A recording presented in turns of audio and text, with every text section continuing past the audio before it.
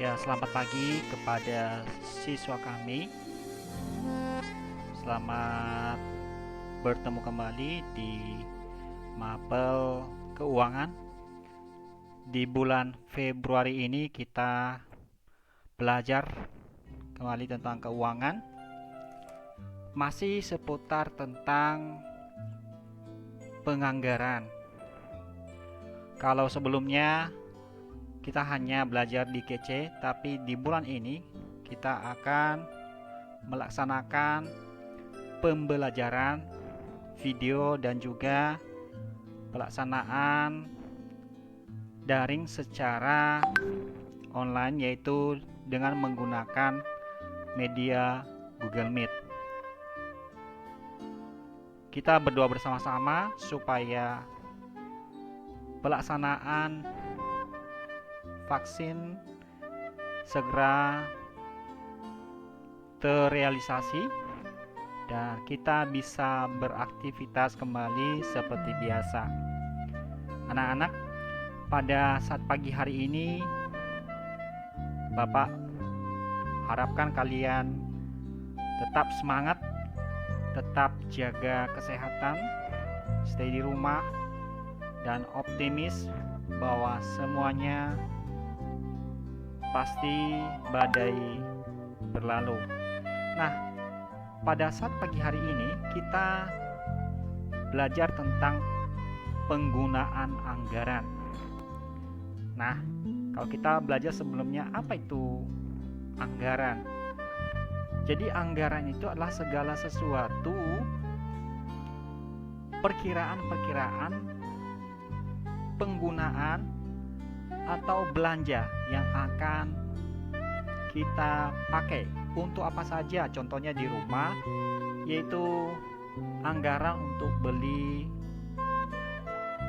sembako, anggaran untuk bayar listrik, anggaran untuk bayar air, anggaran untuk transportasi. Nah, dalam hal ini cakupannya lebih besar, yaitu penggunaan anggaran di dalam negara maupun di perusahaan. Nah, kita harus memahami bahwa penggunaan anggaran ini sangat diperlukan untuk dapat menghindari yang namanya penyimpangan atau penyalahgunaan keuangan.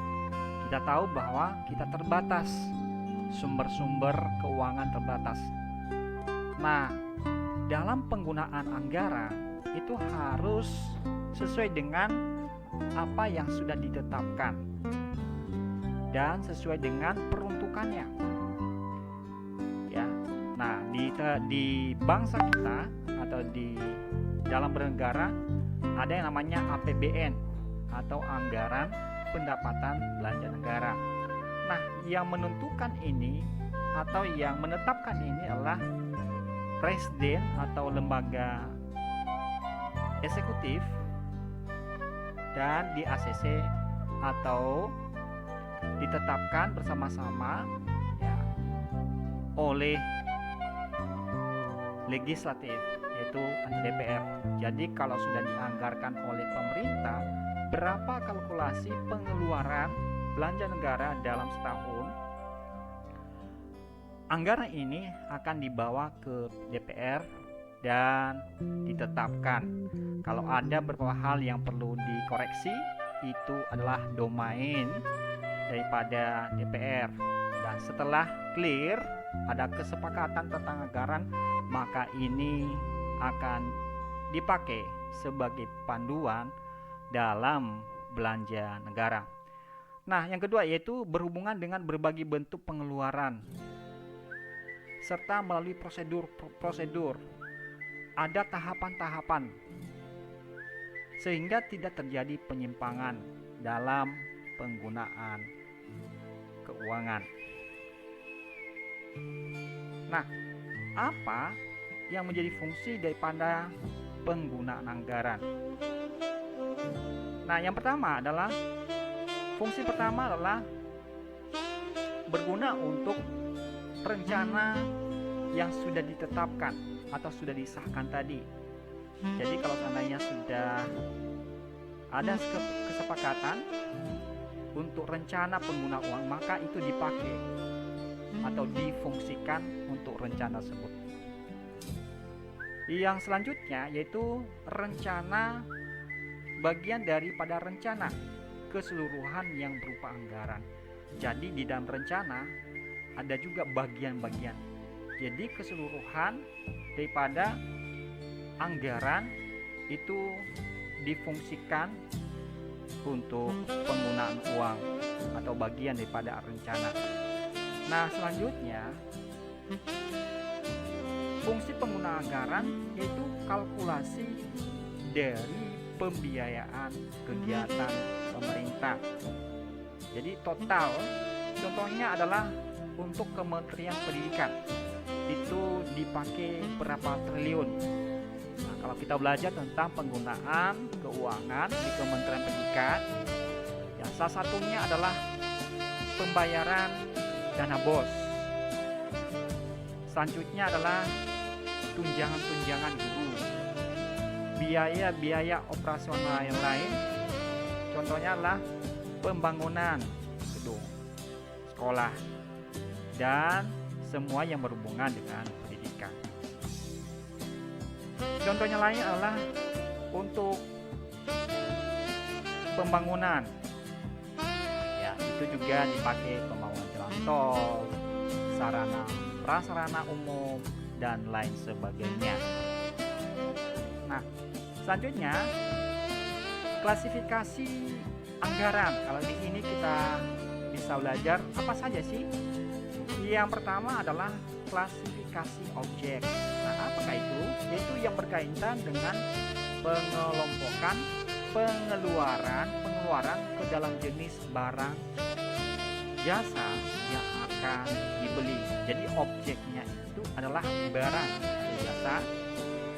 Yang selanjutnya adalah klasifikasi organik, yaitu pengelompokan anggaran atas kategori suatu organisasi. Jadi di negara kita yang namanya lembaga atau organisasi itu banyak. Contohnya adalah lembaga yang namanya atau organisasi NU atau Nahdlatul Ulama Muhammadiyah. Nah, itu salah satu daripada lembaga yang ada di negara kita. Nah, selanjutnya yaitu klasifikasi anggaran berdasarkan fungsi. Apakah itu? Yaitu pengelompokan pengeluaran atas dasar kategori, dasar fungsinya. Fungsinya untuk apa? Ya, fungsional. Nah, selanjutnya itu klasifikasi ekonomi, yaitu pengelompokan atas dasar kelompok kegiatan fungsi dalam proyek yang akan dicapai, yaitu kepentingannya adalah untuk pemberdayaan daripada ekonomi dan dalam pelaksanaannya dilakukan atau dipakai secara efisien dan efektif, jadi hemat.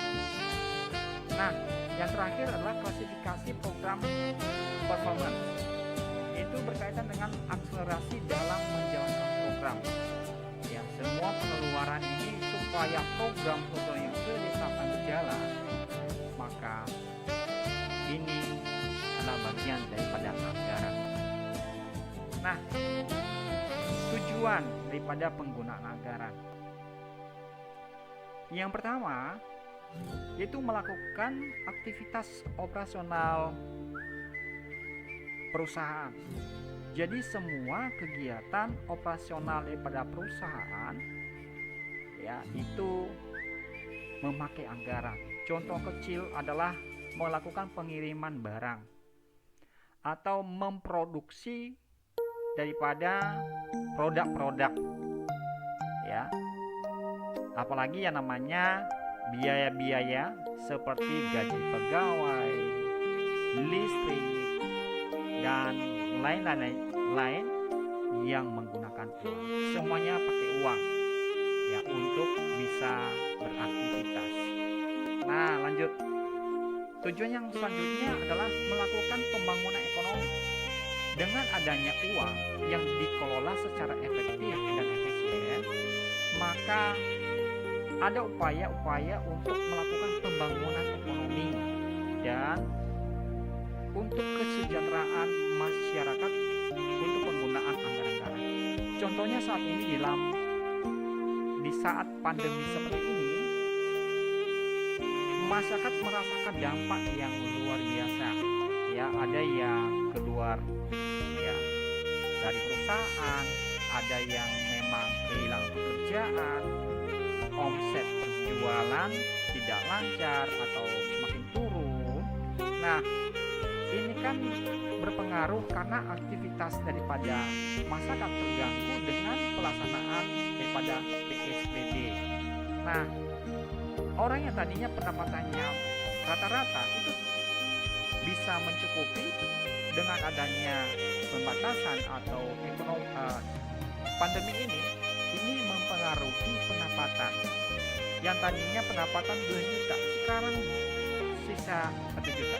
Nah, sementara rata-rata pengeluaran adalah 2 juta atau 1.500. Tentu saja ini berpengaruh terhadap ekonomi itu sendiri dan semakin melambat. Nah, orang yang tadinya suka makan daging pasti beralih kepada tempe yang murah. Artinya daging nggak laku. Tentu saja upaya ini dilakukan pemerintah dengan melakukan yang namanya atau kegiatan daripada subsidi. Contohnya gaji, ya ada yang namanya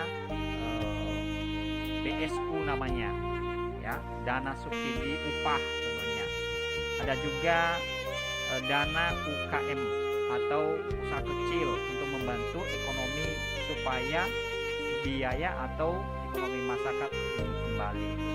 Ya, itu adalah salah satu stimulus yang dibangun oleh pemerintah. Ada lagi yang namanya BLT, bantuan langsung tunai. Ya, tapi sayang kemarin ya, Menteri Sosial juga oleh timnya ditangkap oleh KPK karena penyalahgunaan daripada dana bantuan sosial. Oke, selanjutnya tujuan penggunaan anggaran apa sih? Yaitu sebagai sarana untuk mencapai tujuan perusahaan. Jadi apa yang menjadi tujuan perusahaan itu dicapai dengan adanya anggaran. Jadi segala sesuatu apa yang menjadi tujuan atau kegiatan kita, misi kita tidak akan berjalan kalau tidak ada anggaran. Semuanya itu harus dianggarkan. Kita mau membangun rumah, beli ini, beli itu, harus ada dasarnya. Jangan mimpi tapi nggak ada dasarnya atau tidak ada anggarannya. Selanjutnya yaitu untuk mewujudkan amanat Undang-Undang 1945, yaitu dalam penggunaan anggaran yang ditujukan untuk pembangunan ekonomi dan kesejahteraan masyarakat Indonesia. Jadi tidak ada yang namanya ketidakadilan sosial, harus menghadirkan keadilan sosial bagi seluruh rakyat Indonesia. Tapi kenyataannya di negara kita, kalau kita perhatikan saat ini, yang kaya tambah kaya, yang miskin tambah miskin. Ya. Lanjut. Nah, penggunaan anggaran dan prosedurnya. Di sini ada dua bagian besar, yaitu bagian A yaitu penggunaan anggaran negara dan daerah. Jadi penggunaan anggaran dan daerah itu hampir sama, tetapi dengan cakupan yang berbeda.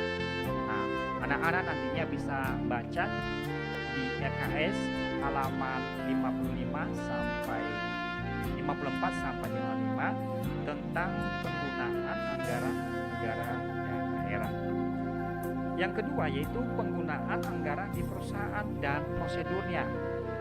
Ya, ini lebih kepada bagaimana cara penggunaan anggaran di perusahaan dan seluk-beluk prosedur penggunaannya. Nah, anak-anak nantinya bisa baca di LKS halaman 55 sampai 57. Nah, pagi hari ini ya, mudah-mudahan penyampaian dari Bapak bisa dipahami, dan jangan lupa nanti untuk absensi kita adalah dengan Google Meet ya. Bapak harapkan semuanya tetap sehat, semangat belajar, karena kunci kita untuk bisa maju adalah dengan tetap optimis, mempunyai mimpi dan semangat.